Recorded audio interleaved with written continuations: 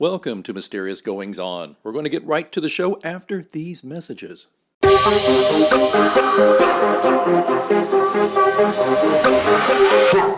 You know, one of my favorite times of year is the end of the year. It's about endings we wish to speak. Well, not exactly. But, you know, I love to get with folks who have a variety of interests and are paying attention and kind of just do a kind of a potpourri towards the end of the year. I think it's kind of fun to do that. And so our guest today is not necessarily pushing a book and not necessarily got an agenda other than to have a great conversation. And I hope I can hold up my end, because today I'm very excited to welcome to Mysterious Goings On, Emma Alvarez Gibson. She is a writer, editor, creative strategist, and part-time Cassandra. I was going to tell her I don't believe that. Then again, if she's a Cassandra, she's used to being told that people don't believe her. Her multicultural, multilingual, and pathologically curious approach to life informs all of her work. She's the director of strategy and creative with the Kansas City-based Brain Zooming, I've heard of them, and co-founder and CMO of the bi-coastal agency Dossier.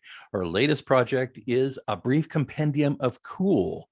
Born and raised in the suburbs of Los Angeles, Emma lives there still with her husband, son, and two troublesome dogs. Emma, welcome to this troublesome show of mine, Mysterious Goings On. I'm so glad to be here, Alex. Thanks for having me. Boy, we go way back, but we don't really, let's see, have we ever met in person? No, we never have. Oh my goodness. I know. We're gonna have to fix that. I'm gonna come see you, I guess, because I guess you're not coming here anytime soon. You know, I'm not sure when I'll be going there. I assume that now that we're doing things like getting on airplanes again, I will probably be out to see a client in your area, probably by midsummer would be my guess. Okay, I will just say this. I know how crazy it gets when you're traveling. If it just won't work, it won't work. But if you're here and you have a few minutes, let's get together, have a cocktail, cup of coffee, whatever. We'll even bring your boss along if you want. It's up to you. You know, he doesn't really like to do anything fun, so. Oh man, you know, before we get into some various potpourri type topics, tell me a little more about Dossier, because this is a dimension of you I don't know much about. I'd love to hear more. Yeah, sure. So Dossier focuses on creative work, meaning everything related to branding, whether it's a website, a logo, a brand language, content, all of the above. We handle a lot of different aspects of branding and brand guidance. And we work with a sort of extraordinarily large variety of folks. We've worked with a very well-known magician, professional magician. We've worked with a now journalist who in his previous life pulled off one of the bigger bank heists known to modern history. Wow. Both my partner Katie Boyer and I, we both work full-time jobs. So Dossier is at the moment something we do when time allows, a little bit of extra, you know, intensely creative work that we do together. And we work really well together. We joke that we share a brain. So a lot of times it comes together a lot more quickly and easily than it should. And it's just kind of a magical thing, which is why our tagline is Augurium obsonatus, which is Latin for enchanted marketing. I was going to say Gesundheit, but you explained it. Thank you. Well, it's cool, and it's a great website. And if you don't mind, I'll put a link in the show notes. People can check it out for themselves. I think that's cool. One thing I think you and I have in common is that we're both very much into concepts of messaging and of looking for ways to try to present people, places, things, brands, companies in the minds of people in different ways. And so I'm fascinated by this kind of work, and I'm delighted to speak with you because I know that I will always learn something. Now, this other thing I want to know really quickly, though, before we really just start jumping into some potpourri talk, this brief compendium of cool. Now, what's this all about? It's a project that started, well, I will, I'll say this, as in its current iteration, it's a product of COVID. It started life as a book proposal. And I'd finally finished a draft and had started garnering some interest potentially from agents, and then everything shut down, and nobody wanted to buy any books from somebody nobody's ever heard of. So given that a lot of people were very kind to send me, to write up essays for me on the topic and to provide interviews, I didn't want to just let that stuff sit on a shelf. Right. So I created a website for what's there now. I do hope eventually to still turn it into a book. And the idea comes from two things. One, if you look at the about page, it tells a little bit of a story about the first time that I remember encountering something that I would later describe as cool. I was mesmerized. I was not quite 3 years old. And because of that experience, I think I've always been intrigued by what it is that makes something cool, what it is that has that magnetic pull that is recognized by a lot of different people in a lot of different places. It's cool as opposed to popular. It's cool as opposed to hip, because I don't care about that shit. And it's as much an exploration as it is a who's who and what's what. So I continue to build on the portfolio of what's in there, and I do hope to eventually turn it into a book. Sounds like a great idea, and your day will come. I know with that. I think the whole world's getting back up off its knees and off its back, off its heels, off of things. It's getting off of things. It's getting off of different body parts, as we say here. But no, I my first book proposal that started to get some interest, 2008. Bottom drops out of the economy. Everybody's like, forget it. No, never could get it back. But the point being, you will, because you're cool. And, the thing is, when you say cool, though, I'm old enough to think of Fonzie, and so really quick though, make the case for Fonzie being cool or not cool. Then Fonzie is cool because he had his own sort of code of honor, code of ethics, and stuck to it. And even when everybody else thought he was crazy, he continued to be true to himself. I'm finding that the common thread through all of these things that I think are cool, because anything that's on the website that I'm saying, hey, this is something cool, I personally vetted it, because I make the rules there. So that's different from conversations I've had with people about what they think are cool. But anything on the website that I'm saying is cool tends to contain that thread of having a code of honor and staying true to oneself. Though, the ding I would give Fonzie, besides his fashion sense, was also that he had a hard time admitting when he was I can't do it, because Fonzie could never say he was wrong. Do you remember? Yes, that's a huge problem. Nobody's perfect. Yeah, you can't just hit the jukebox when you're wrong and make it go. But so speaking of cool, how about something that's been a phenomenon this year in particular? That's kind of, it's cool in my opinion, but it's not about a cool guy unless you think about a personal code, which you just opened my eyes to, and that's Ted Lasso. What do you think about Ted Lasso? Oh my God. Let's hear it. Okay.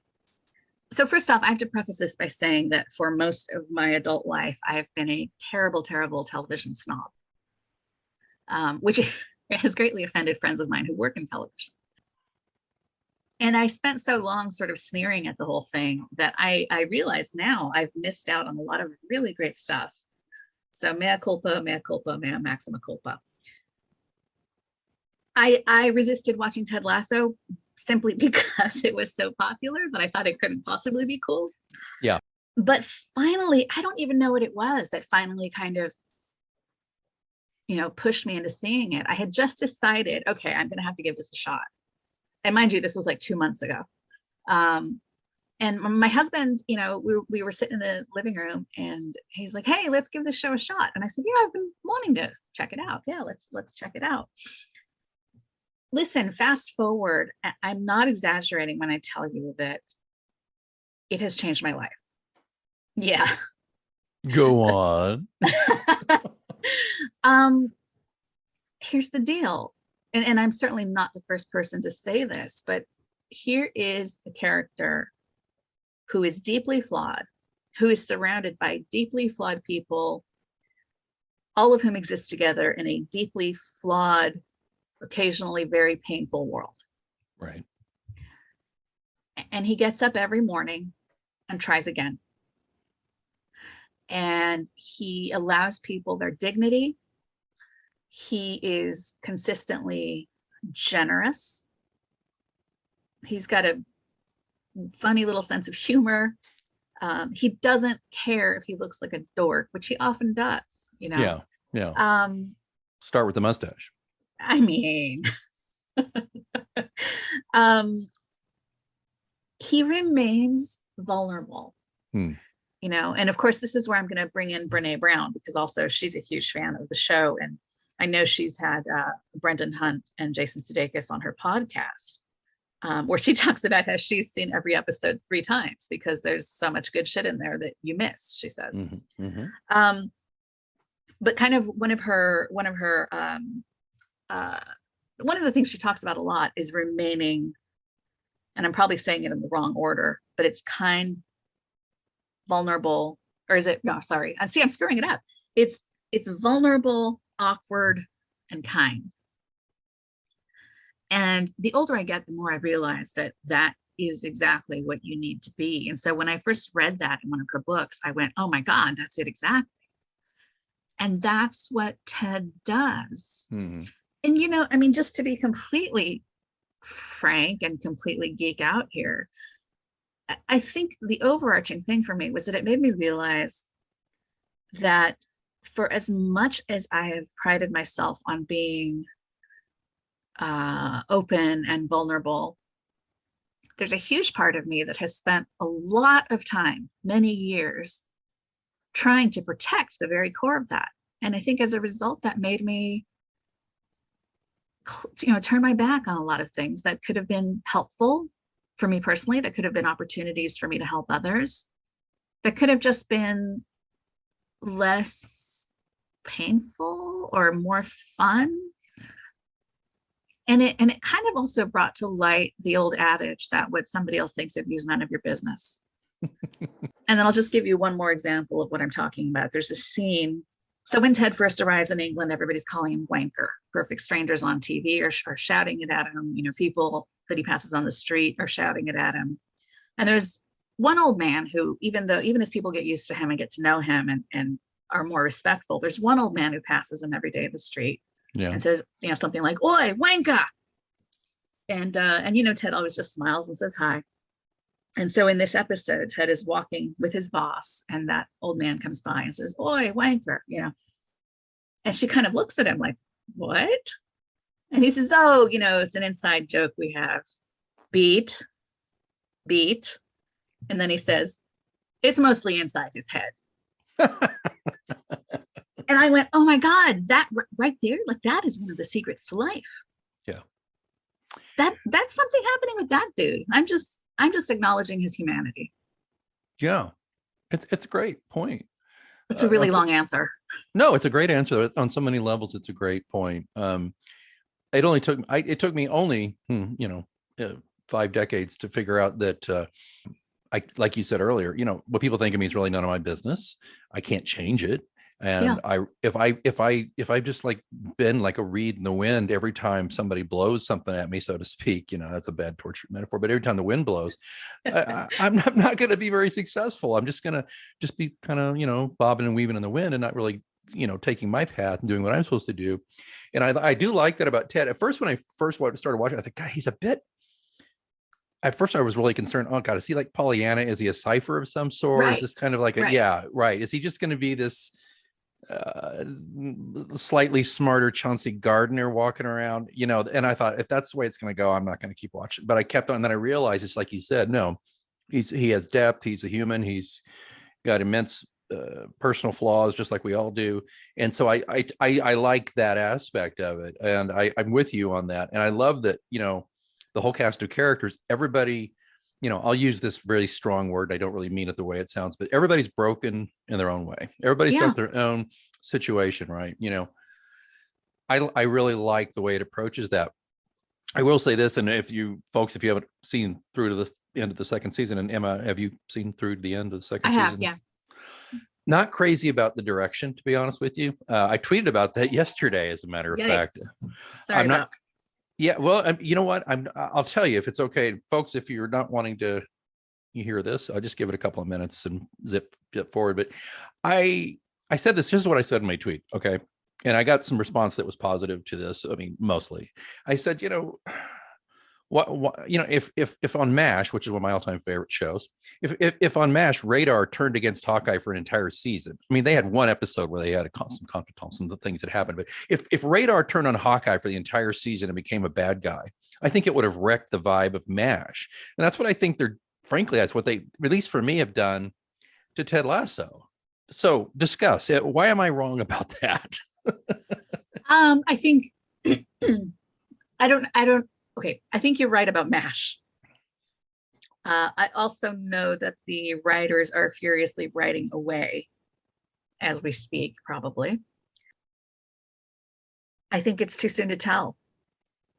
I really do. I think keep an open mind. I will. And we'll see. We'll see what comes of it. Okay. Well, what's with the hair then?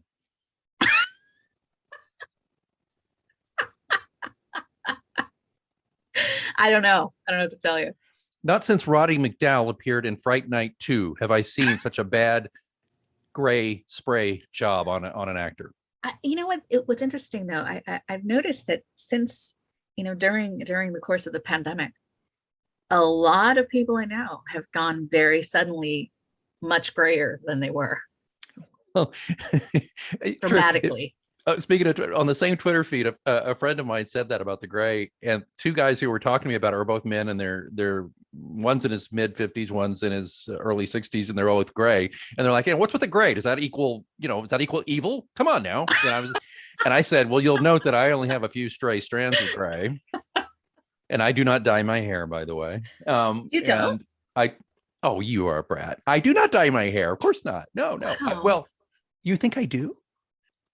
No, I mean, it's just it's so not great. Listen, I started, she's digging a hole trying to get out. Are you serious? No. Listen, I started going gray at 22, so I've never. I mean, and I started dyeing my hair at like 14 or something. So wow. Really? Yeah, I'm always amazed when somebody my age or older has no gray. That's impressive.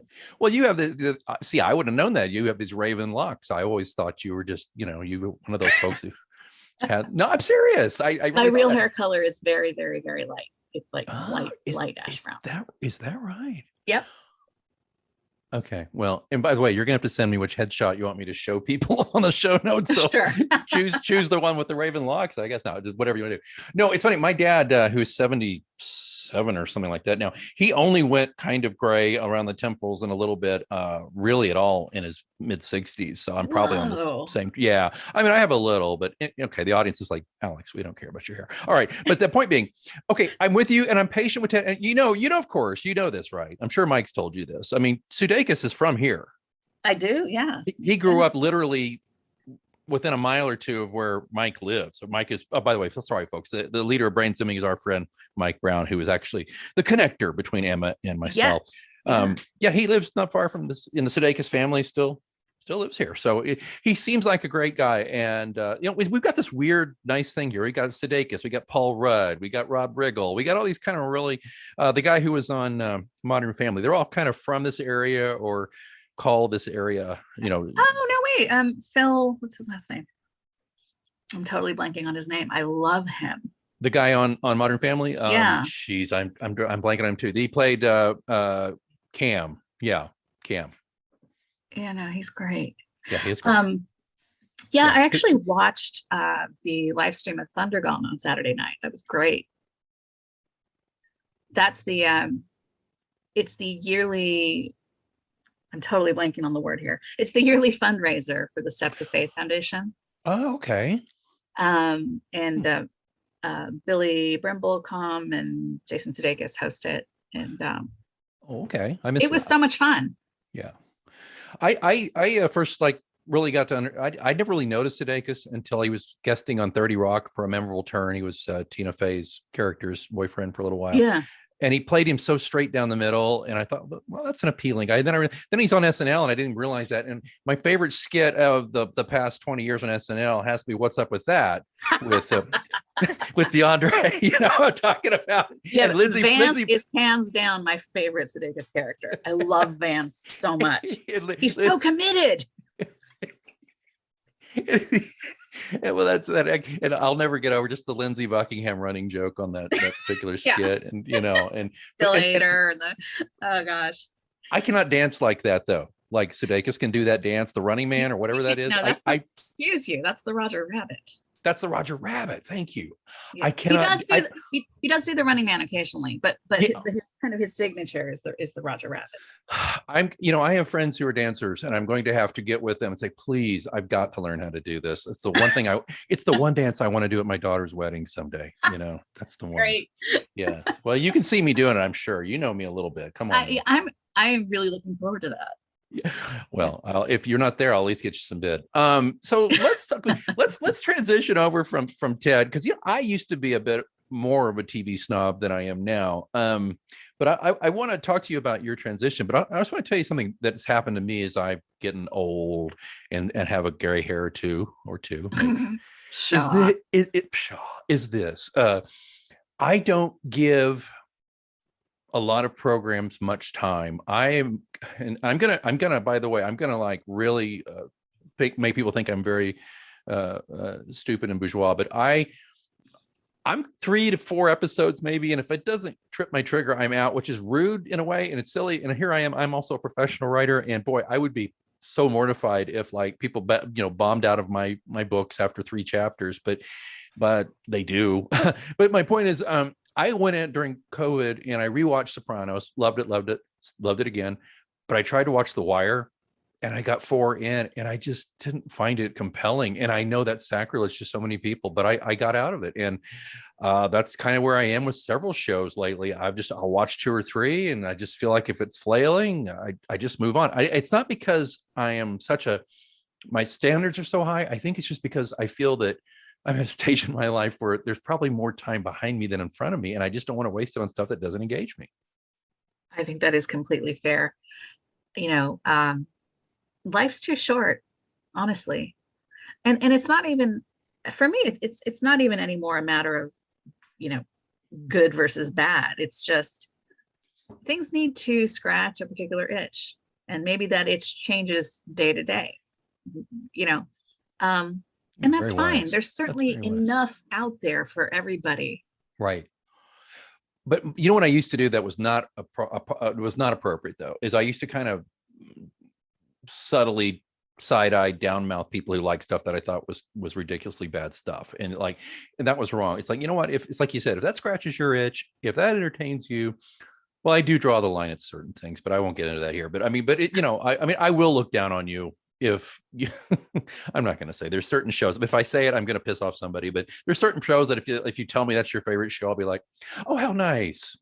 I've got to go. But that's fine. That's fine. Yeah. Well, everybody has their thing. Everybody has their thing. So tell me a show besides Ted Lasso that you kind of decided to dip your toe into, and you found you enjoyed the water. Oh gosh. There's actually since right before the pandemic, I started doing that more and more, and I've amassed quite a collection. I'm really enjoying, and I realize I'm the last person to arrive at this party. Schitt's Creek. Mm-hmm. Mm-hmm. Was not at all interested for many of the same reasons I didn't want to watch Ted Lasso, but finally somebody who's even more cranky about TV than I am sat me down on Sunday and said, listen, you need to watch this. And he's, what? Why? Like, why? I'm not interested if it's not getting me in by the third episode. But because this was kind of, he was kind of the straw that broke the camel's back, I said, okay, I'll do it. And I'm loving it. Well, I was raised on SCTV, so all I had to know was Catherine O'Hara and Eugene Levy, and I'm not saying I leapt to watch it. I knew it would be good, but then I started watching it because my wife would watch it, and I'd watch, and it's very funny. And Levy's son Dan is a hoot. He is. I didn't make it past the first episode the first time that I tried seeing it. I thought, I hate all these people. I'm not invested. I have nothing to gain here. So I had to push past that, and something, alchemical happened in episode 4 for me, where I went, oh my God, this is amazing. And obviously a lot of that has to do with the writing and, people getting into, feeling comfortable with their characters and kind of bringing more to them. And that's, that's a process. That's fine. Yeah, I agree. I totally agree. Another one I crazy super love is Babylon Berlin. I've not seen it. Oh, it's fucking phenomenal. What's it about? It follows, so apparently it's based on a series of books, which I've not read, but it follows a young policeman who goes from, I've not finished my 1 cup of coffee yet this morning, Alex, so my synapses are not firing the way they should be. He has gone to Berlin, sent by his father, who's kind of the big chief of the police force in his town. And he's there to uncover a mystery. And this all takes place in 1920s Berlin, which was known as the Weimar era, because it wasn't really Germany yet, right? It was the Weimar Republic, the Weimar Republic. And so it's this crazily intoxicating mix of noir and music and dancing and fashion and insane grit and like just an extremely German aesthetic overall. The acting is phenomenal. Everything about it is just absolutely fascinating. It's not an uplifting show per se. And so if that's something that you need in your television, I wouldn't recommend it. But oh my God, I loved it so much. I've tried rewatching it and just haven't really been in the right mind frame. Right. Because I started watching it just before the pandemic, so things were a little less heavy then. But I am looking forward to rewatching that one. It's just awesome. Do you think is there a character named Dieter who wants you to touch his monkey, or is it? No, actually, okay. Nothing like that happens. The main character is played by an actor called Volker Buch, and he is just a fantastic actor. He was also in a mini series. It's a 3-part mini series about World War II, and the American name for it is Generation War. And I believe that's on Amazon. Anyway, just phenomenal stuff. Well, I'll add that to my list of things to check out. Did you? I don't know if you have HBO. Did you go in for Mayor of Easttown? You know what? I have not seen that yet, and I've heard such good things. Yeah, we kind of resisted it. See, those tendencies still exist for both of us, I think, right? You just like, right. Oh, everybody's talking about it. I don't know. And then I was like, we had a boring weekend, and I just said to my wife, "You want to?" And she goes, "Yeah, okay." Which that's usually how our conversations go about a lot of things I ask. Oh, but my anyway, God. But hey-o, we watched it, and here's the thing. Kate Winslet, I mean, really, pulls it off, but it also has an actor I really enjoy, and she had appeared in with Mildred Pierce a few years ago, which is great. Guy Pearce. So I really he's enjoyed fantastic it. Too. Yeah, isn't he great? Yeah. Did you see Mildred Pierce with her and him? Because no, I didn't. Oh wow! And it's hot, and it's so well done, but it's just hot to me. I just think it's just got it all, so it's really good. But I like her. You really should. It's good. Yeah. So there's so many of those things. There's some stuff though that I've tried recently, just hoping it would get better as we're kind of transitioning here. But I'm not a big fan, and you may not even be into this at all. So I'll make it quick. But I grew up on Trek. I love Star Trek, but I cannot abide everything that's come since 2009, basically. And it just, to me, it just gets worse and worse and worse. And I tried the other day to watch season 4 of Discovery, and I found it so objectionable. I just turned it off. And that's a very visceral reaction I'm having. And so I'm of course I'm dealing with, okay, you're just an old man and you can't change with the times, which is not fair to me, but that's what I tell myself. That's the reason why a lot of people like it and I don't know. What is it that you find offensive about it? As a writer, I'm more offended by the writing than anything else. Oh, It just yeah. seems like they're just ticking boxes all the time. You know, they're making sure they create characters that will appeal to any substrate of the audience. Fine, but then the writing just doesn't seem true to the concept.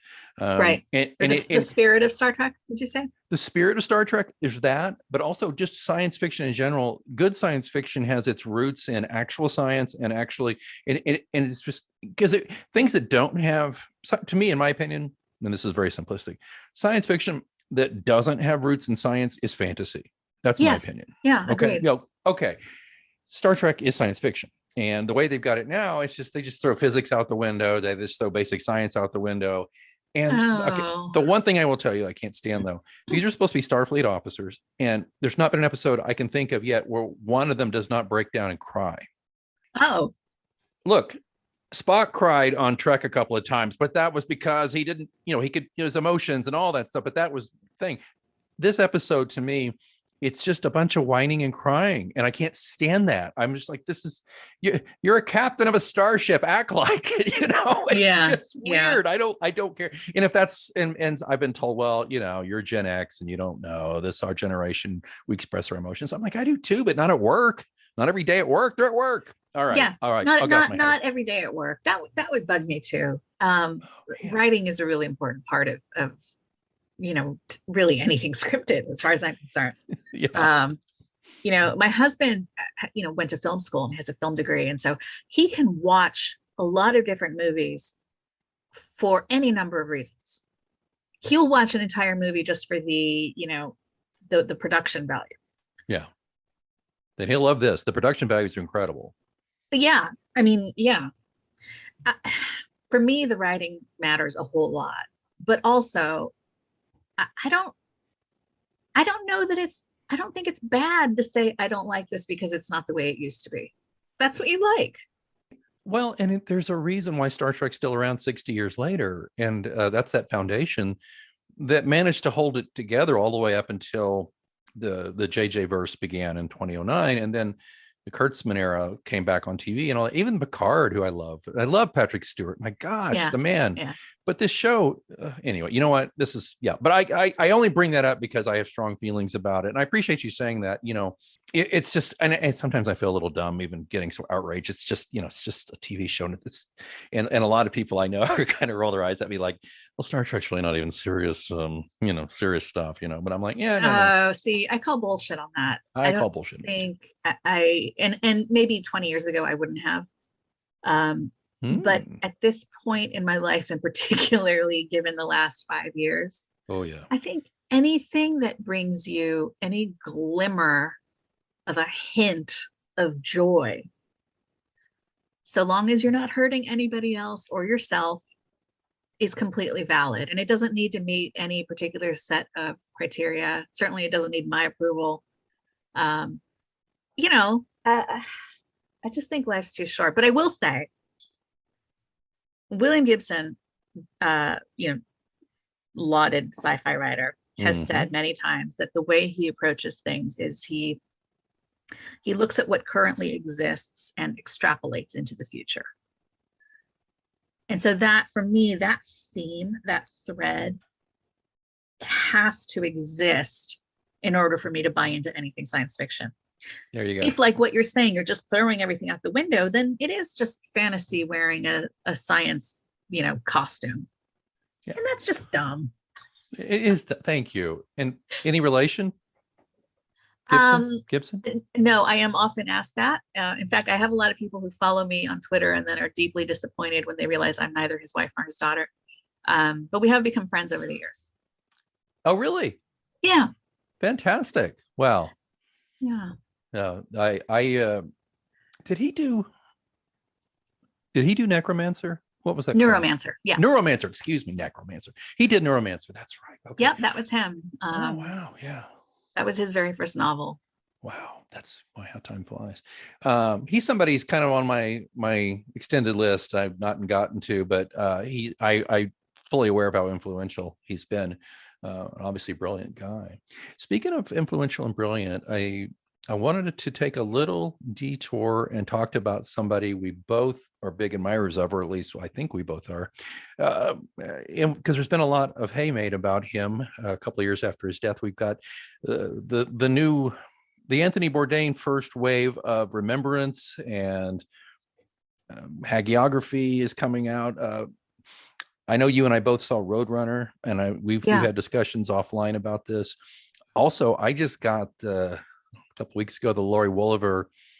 Basically, it's an oral history of him, people who knew him. Her book, and I got it on audio, so I get to hear most of those people reading their contributions. And wow. It's really, I don't know if you're going to look at it, but I found it fascinating. Particularly, though, I found the parts towards the end about when he was making television less interesting, because, of course, yes, I'm a writer. I found it more interesting about how he got his first couple of novels published, and then so a lot of people, very influential people in his life, said, you've got this incredible voice, but the things that really come out alive is when you write about what you do and what your thoughts are on culture and all these things. And that's kind of where he got to be. So I'm just curious, are you going to read the Woolever book, or what do you think? Probably eventually. I'm reading the Tom Vitale book right now. In the Weeds. Yeah. And I'm taking that real slowly, just because a lot of it, I think is still, it's kind of painful. And I think that probably it's going to be very hard for a lot of people to read it and kind of come face to face with the, outrageous concept that he was a deeply flawed human. A human. Yeah. My God. Yeah. I'm enjoying it. I think enjoying it is possibly the wrong word. There's a lot of humor in it. I'm not sure that the negative aspects are things that should surprise anyone, if they've ever known anybody like him before. But I think it probably will be deeply unpleasant for some people to read who kind of had a real specific view of him. I really respect Laurie Woolever, and she was really kind to me when I reached out for a quote for the essay that I wrote about Bourdain in A Brief Compendium of Cool. And I really love that she took that approach to the book, because I think oral history is so rich and so often forgotten now.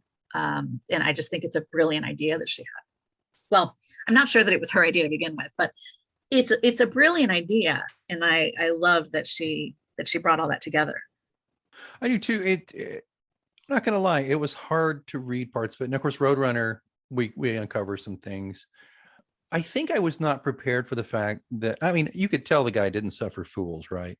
Yeah. But I was unprepared for the fact that I don't think he had a mean streak necessarily, but the older he got and the more stressed out he got about what he'd created, it seemed he seemed to become, well, I don't know if I'm using the right word. And you know what? Who am I to? I'm not judging it. I'm just saying that it did change what I thought about him a little bit, because I'd always heard that whenever fans stopped him on the street, he would take a picture and he'd be really nice, and he was. But people who worked with him, he could have a short fuse with. And I think the Vitale book, I'm sure you're uncovering some of those things. Is that kind of what you're saying, or? Yeah, I mean, I do think he had a mean streak. I'm gonna take it one further and say that he had a cruel streak. Oh wow! And I mean, at the risk of sounding like a crazy obsessed fan. I think part of what appealed to me about him was that I recognized a lot of myself. Mhm. Um, I know, as somebody who is incredibly prone to depression, but also is used to, you know what? I'm going to read you something I said to a friend Please. a couple of months ago. Let's see. So there was a piece in Esquire in October called How Not to Be Anthony Bourdain. Did you happen to see that? I know I should have, but maybe I didn't. Go ahead. So the subhead of the article is, between sawing the heads off live chickens and shooting scenes out of airplanes, there's a grave lesson at the heart of two new additions to the Bourdain canon.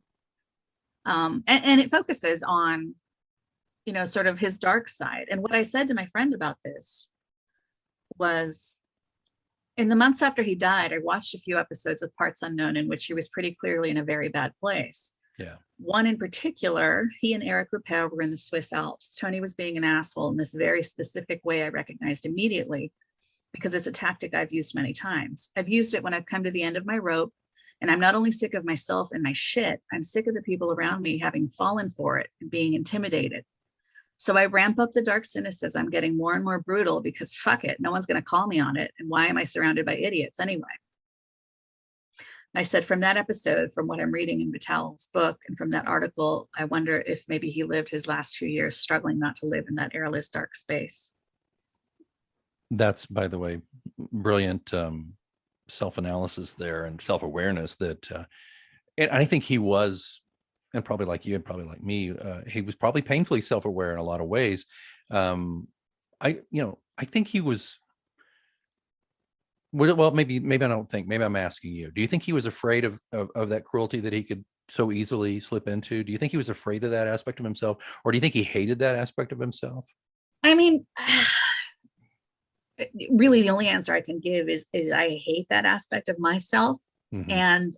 and I will wield it when I need to. Yeah, me too. I think it's just one of those really ugly and very uncomfortable truths about who we are. I spent a lot of years working on that. Yeah.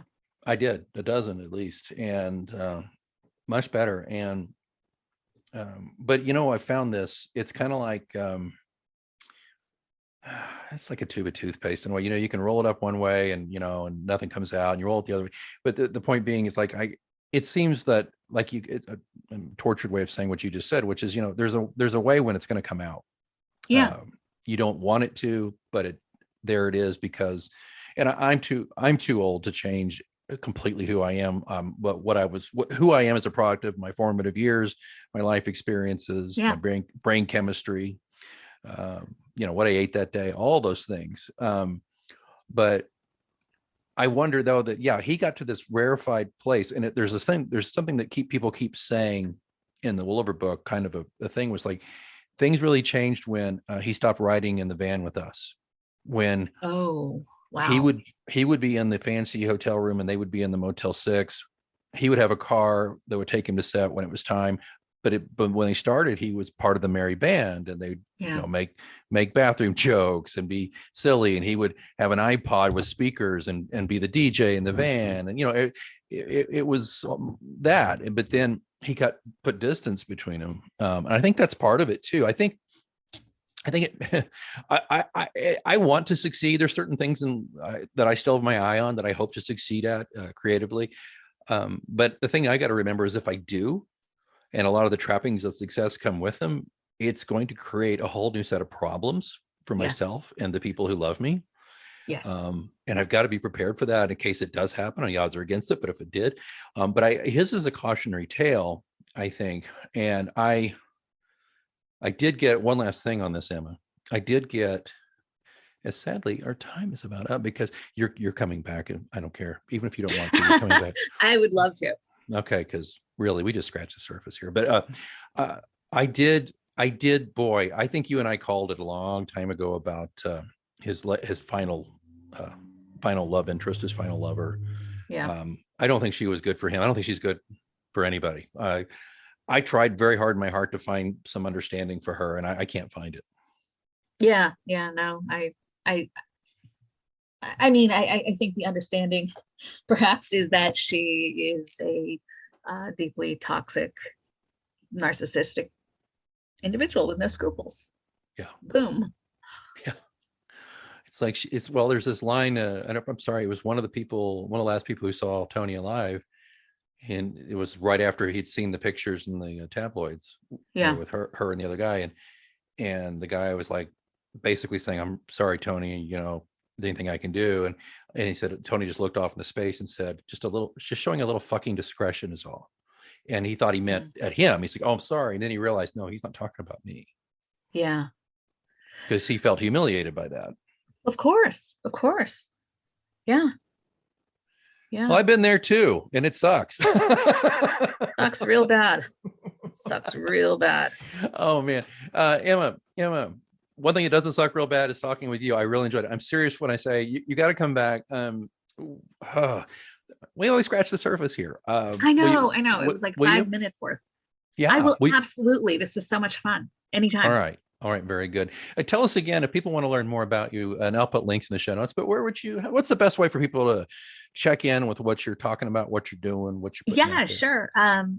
Probably the best way is to go to alvarezgibson.com, ALV like Victor, AREZ like zebra, GIBSON, alvarezgibson.com. Okay. Very good. Well, Emma, I love speaking with you because I think you and I both are interested in a lot of the same things. But we're also both kind of raconteurs in our own way, and social critics. We should form a band. Oh, wait. No, we already did that. Yeah, somebody already did it. And, at least speaking for myself, that they actually have musical talent, which I don't, but I wish I did. Emma, it's been a delight. If you're not the last guest of 2021, you're damn close, and I can't think of a better way to round it out. Thanks so much for being here on Mysterious Goings On. Thank you.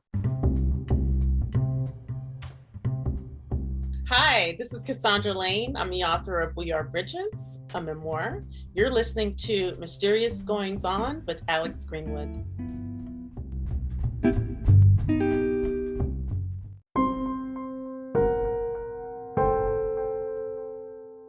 Have you lost your belief in finding a really good mystery thriller? Well, trust me, you've got to have faith. Pilot's faith. Kirkus Review says of the book that Greenwood pulls many tricks from his writer's satchel, has a quirkiness and energy, and snappy, snarky dialogue that keeps things moving briskly. A well-handled mystery with the appropriate twist at the end. Midwest Book Review says newcomers to Pilot will find no barriers to quick immersion in his personality and situation, while prior series readers immediately become involved in another conundrum which tests his skills and the ways in which others view him in his world. Surviving a recent attempt on his life, a weary John Pilot returns to Cross Township, where a bizarre string of shootings has paralyzed the tiny college burg. Pilot joins forces with the law to find out why people are being terrorized in his name and stop it. Unfortunately, when he turns to his family for support, he finds only hardened hearts. People are dying, accusing fingers are being pointed his way, and he has nowhere left to turn. Everything John Pilot believes in, family, sanity, and even himself, are shaken to the core in Pilot's faith. Online Book Club says, it's a gripping and fun story that kept me hooked. Greenwood's writing style is dynamic, and the book reads like a movie script. You can get John Pilot Series number 8, Pilot's Faith, exclusively in paperback and ebook on Amazon.com. And remember, in the end, it all comes down to faith. Pilot's Faith. A Caroline Street Press book by J. Alexander Greenwood.